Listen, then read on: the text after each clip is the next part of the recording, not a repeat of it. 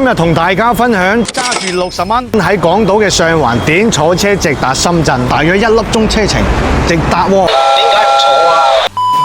喺上環地鐵站 E4 口出嚟，左轉直行100米就到永東巴士上環站點鋪頭啦。8月5號正式開通，朝早7點40到夜晚8點40都有車坐，唔使企住搭地鐵個零鐘換嚟換去冇位坐，亦都唔使鐵去到西九提前半粒鐘去等車咁複雜。新站點開通梗係要益街坊啦！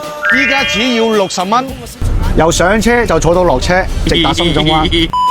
過完關之後呢，坐2個地鐵站就可以去到深圳灣萬象城啦。嗰度啊，好好玩噶。肚餓食飯，商場入邊有10幾20間食肆，貴有貴食，平有平食，總有一間啱你胃口噶。影翻張同春筍嘅合照擺喺 IG，張張都係靚相嚟噶啦。入邊仲有好多名牌店，買唔買冇所謂啦，你咪當行下街嘆下冷氣咯。講句實際嘅，深圳灣嘅萬象城咧真係太大啦。有 A、B、C、D 4個區，嗱，你哋自己慢慢過嚟逛啦。